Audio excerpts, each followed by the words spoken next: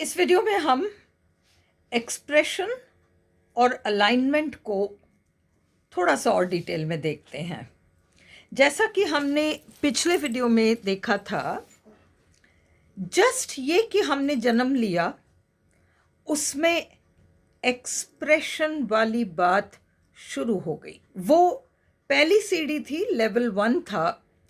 वहाँ से लेकर हमारे पास बहुत सारे चॉइसेस हैं कि हम कहाँ तक अपने आप को एक्सप्रेस करते रहना चाहते हैं। वो हमारे हाथ की बात है। अब हम एक्सप्रेशन को अगर समझना चाहें तो हम यूँ समझें कि हमने क्या एक्सप्रेस किया। हमने किसी पावर को एक्सप्रेस किया है, वो तो है। हम उस पावर की बात ही नहीं कर रहे। हम उस पावर की बाद में फिर किसी वीडियो में बात करेंगे। अभी हम सिर्फ इतना सा देख रहे हैं कि हमने एक पावर को एक्सप्रेस किया है, वो पावर कोई भी हो। उस पावर की कई कई कई कई क्वालिटीज़ हैं और आप और हम उन सारी क्वालिटीज़ को थोड़ा थोड़ा, ज़्यादा, कम, कैसे कैसे उन सारी क्वालिटीज़ को हम एक्सप्रेस कर रहे हैं। कोई ज़्यादा कर रहा है, कोई कम कर रहा है, पर उन सारी क्वालिटीज़ को हम किसी न किसी तरीके से एक्सप्रेस कर रहे हैं। उन सारी क्वालिटीज़ को अगर आप एक जगह मिला लेते हैं तो वो पावर बन जाता है। इन सारी क्वालिटीज़ को हम अगर एक जगह डाल पाते तो वो पावर कहलाता।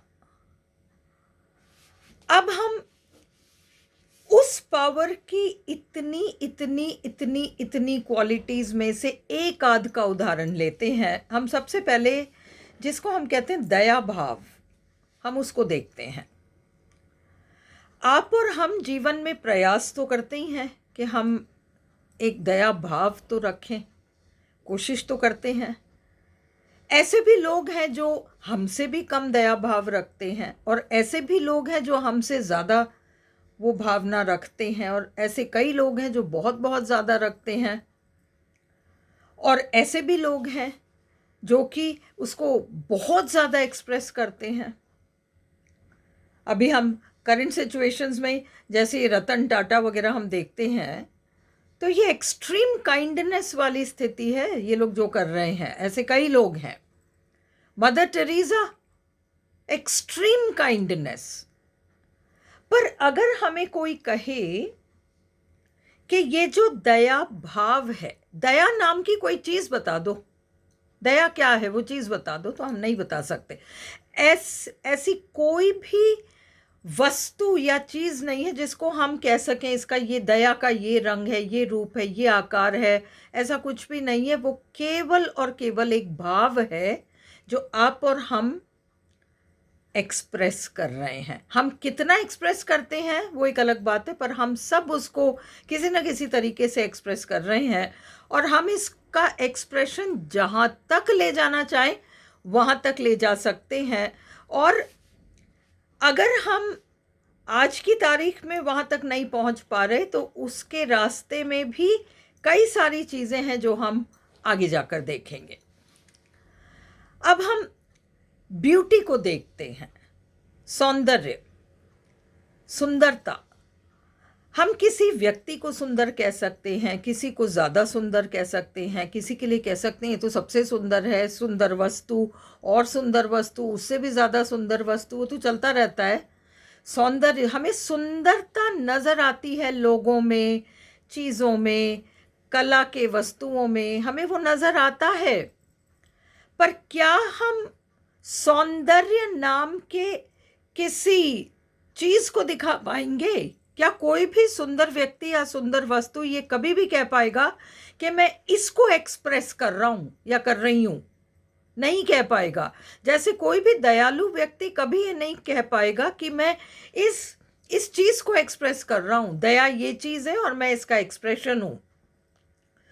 उसी तरह से जितनी भी वो सारी क्वालिटीज़ हैं, उन सब क्वालिटीज़ को आप और हम एक्सप्रेस कर रहे हैं, पर हम कभी भी नहीं कह पाएंगे कि हम इसको एक्सप्रेस कर रहे हैं। वो हमारे लिए हमेशा एक रहस्य बनकर रहेगा। उसका ना कोई फिक्स्ड आकार है, ना उसका कुछ भी shape, size, form, colour, gender, sex कुछ भी नहीं है। वो जस्ट एक कॉन्सेप्ट है। हम सब एक्सप्रेशंस हैं उस पावर की जिससे जुड़ी हुई ऐसे कई कई कई कई कॉन्सेप्ट्स हैं। ये तो था एक्सप्रेशन। अब हम अलाइनमेंट की बात करते हैं, और अलाइनमेंट को समझने के लिए हम फिर एक कंपैरिजन पर चलते हैं। सागर है और सागर के बीचों बीच एक बाल्टी पड़ी हुई है। क्या वो बाल्टी कभी भी, उस बाल्टी का पानी क्या कभी भी सूख सकता है? क्या ये संभव है कि वो बाल्टी का पानी सूख जाए?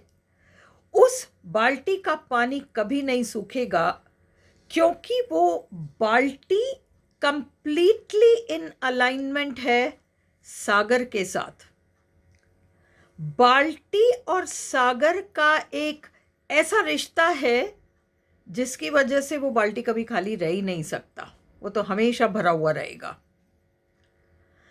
अब हम उस बाल्टी को सागर से उठा के उसको 2 मील दूर रख देते हैं या 1 किलोमीटर दूर रख देते हैं, और फिर हम 2 महीने बाद जाकर उस बाल्टी को देखते हैं कि उसके पानी का क्या हुआ, तो हम क्या पाएंगे?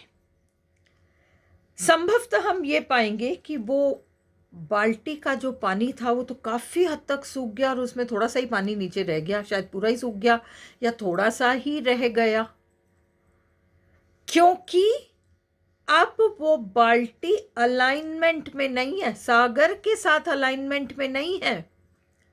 और क्योंकि वो सागर के साथ अलाइनमेंट में नहीं है, तो उसके साथ क्या हुआ? उसकी प्राप्त करने की ताकत खत्म हो गई। अगर वो अलाइनमेंट में होता तो वो रिसीव करता रहता,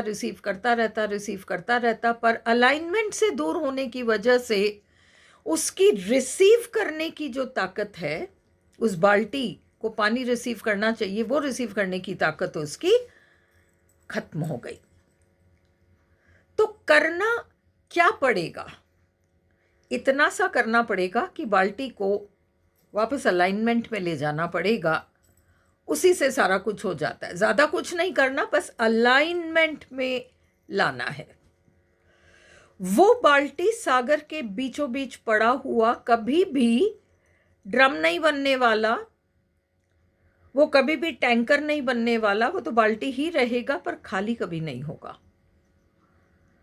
वो जो चॉइस है, जो बाल्टी और सागर का एक अलाइनमेंट है, वही अलाइनमेंट आपका उस पावर से है, और उस पावर की एजेंसी हैं ये प्लैनेट्स, जिनको वापस से हम देखेंगे, क्योंकि अलाइनमेंट समझने के लिए हमको थोड़ा बहुत ग्रहों को समझना पड़ेगा। तो हम वापस ज्योतिष की तरफ जाते हैं।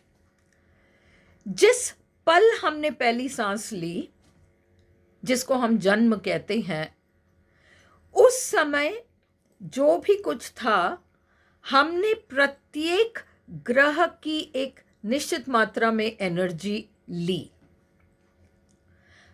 तो हमारी कुंडली जिसको हम कहते हैं, और अगर आपकी कुंडली नहीं है तो भी आपके अंदर उस ग्रह को एक्सप्रेस करने की जो ताकत है वो सीमित है। पर क्या ये सच है कि आपको पूरी जिंदगी उस 300 ml बोतल की तरह बस उसी के साथ खुश रहना पड़ेगा? ऐसा नहीं है। उस प्लैनेटरी एनर्जी जिसको कि हमने लिया है, जन्म पर हमारे पास बहुत लिमिटेड मात्रा में उस प्लैनेट की एनर्जी थी, किसी प्लैनेट की एनर्जी थी। आपकी कुंडली को देखकर ज्योतिषी कहता है फलाना ग्रह नीच है, फलाना ग्रह ऐसी स्थिति में पड़ा है, ये कमज़ोर है, वो उधर है। जो भी कुछ आपको आपका ज्योतिषी कहता है, या आपके पास कुंडली नहीं है तो भी आप लाइफ में महसूस करते हो कि आपका इस मामले में कुछ, इस क्षेत्र में कुछ कमी है, या इस मामले में, तो वो सारी चीज़ें आपके अंदर प्लैनेटरी एनर्जीज की कमी है। पर ये सच नहीं है कि आप उन्हें अपनी तरफ से बढ़ा नहीं सकते। आप जैसे ही उस प्लैनेट के साथ अलाइनमेंट में जाओगे, आपको वो प्लैनेट खुद ब खुद आपकी उसकी एनर्जी आपके अंदर भरेगा। जैसे वो बोतल में पानी ऑटोमेटिकली भरेगा अगर वो बोतल नल की सीध में रखा हो, उसी तरीके से आप अलाइनमेंट में आ जाते हैं तो आपका रिसीव करना फिर बहुत इजी हो जाता है। तो ये जो बातें हैं कि ग्रह जो एक बार पड़ गए वो फाइनल हैं, उनको हम उनका कुछ नहीं कर सकते वगैरह वगैरह, ये सच नहीं है। पर हाँ, जनरली जो व्यक्ति ज्योतिषी के पास जाता है वो एक क्विक फिक्स मांगता है। अच्छा मेरे ग्रह में ये उपाय बता दो। आप ऐसे काम नहीं करते, उपाय इस तरीके से काम नहीं करते। आपकी मानसिकता बदलती है तभी जाकर ग्रह रिजल्ट दूसरे देंगे। वो हम फिर किसी वीडियो में देखेंगे।